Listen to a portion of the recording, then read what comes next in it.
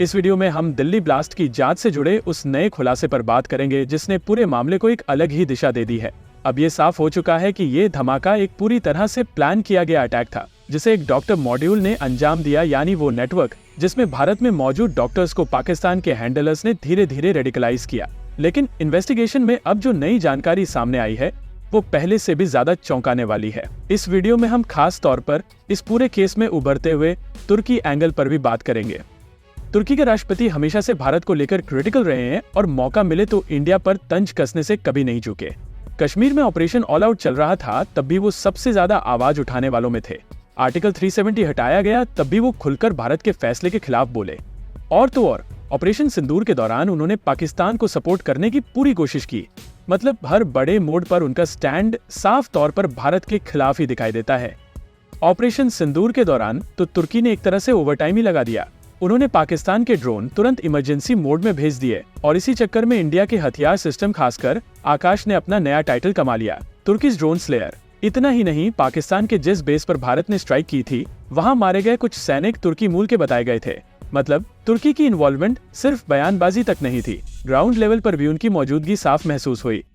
शुरुआती intelligence inputs ये सब बताते हैं कि दिल्ली ब्लास्ट को जैश-ए-मोहम्मद के एक मॉड्यूल ने अंजाम दिया था और इसका मकसद ऑपरेशन सिंदूर के दौरान बहावलपुर में उनके मुख्यालय पर हुई भारी तबाही का बदला लेना था। इन्वेस्टिगेशन में ये भी सामने आया है कि इस ब्लास्ट में शामिल डॉक्टरों के मॉड्यूल को तुर्की में बैठे हैंडलर्स गाइड कर रहे थे। ये लोग लगातार इस मॉड्यूल के संपर्क में थे और पूरी ऑपरेशन को रिमोटली कंट्रोल कर रहे थे। रेडफोर्ट ब्लास्ट की जांच करते हुए एजेंसियों को एक बहुत अहम लिंक मिला है। अरेस्ट किए गए सभी संदिग्धों का कनेक्शन तुर्की की राजधानी अंकारा में बैठे एक फॉरेन हैंडलर से जुड़ता है। अधिकारियों के मुताबिक इस हैंडलर का कोड नेम उकासा है, जो अरबी में स्पाइडर का मतलब होता है। माना जा रहा है कि ये उसका असली नाम नहीं बल्कि अपनी पहचान छुपाने के लिए इस्तेमाल किया गया कोड है। उकासा सीधे उमर उन नबी और उसके साथियों से सेशन ऐप के जरिए जुड़ा हुआ था, एक ऐसा एन्क्रिप्टेड मैसेजिंग प्लेटफॉर्म जो पूरी एनोनिमिटी के लिए जाना जाता है। एजेंसियों का शक है कि अंकारा से बैठकर वही इस पूरे मॉड्यूल की मूवमेंट, फंडिंग और रेडिकलाइजेशन को ऑपरेट कर रहा था। फरीदाबाद वाले टेरर मॉड्यूल से जुड़े कई लोग मार्च 2022 में इंडिया से अंकारा गए थे।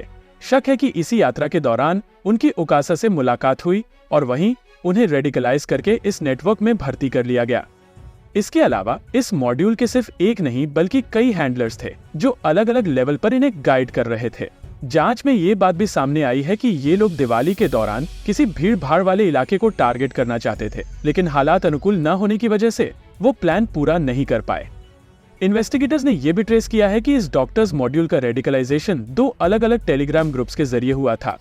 इनमें से एक ग्रुप को जैश-ए-मोहम्मद के ऑपरेटिव उमर बिन खत्ताब, जो पाकिस्तान में बैठा है, खुद चला रहा था। यानी पूरी ब्रेन वॉशिंग और निर्देश बाहर से ही आ रहे थे, सोशल मीडिया, टेलीग्राम और सीक्रेट चैनल्स के जरिए। जांच अभी जारी है और हर दिन इस केस की नई नई लेयर सामने आ रही है। ऐसा लग रहा है कि पूरा मामला बाहर से जितना सिंपल दिखता था, अंदर से उतना ही कॉम्प्लेक्स है। देश की मौजूदा स्थिति को देखते हुए ऐसी घटनाओं को बिल्कुल हल्के में नहीं लिया जा सकता और साफ है कि भारत को किसी न किसी तरह एर्दोगान की लगातार चल रही दखलंदाजी और एंटी इंडिया स्टैंड का जवाब देना ही पड़ेगा, क्योंकि अब ये सिर्फ एक केस नहीं बल्कि बड़े जियोपॉलिटिकल गेम का हिस्सा बन चुका है। हालांकि प्रधानमंत्री ने साफ कह दिया है कि इस हमले के दोषियों को किसी भी हालत में छोड़ा नहीं जाएगा और उन्हें मुंहतोड़ जवाब दिया जाएगा। अब देखना यह है कि आने वाले दिनों में हालात कैसे इवॉल्व होते हैं और सरकार किस तरह की कड़ी कार्रवाई करती है। फिलहाल ये एक डेवलपिंग स्टोरी है और जैसे जैसे नई जानकारी सामने आएगी हम इसे लगातार मॉनिटर करते रहेंगे और आपको अपडेट देते रहेंगे।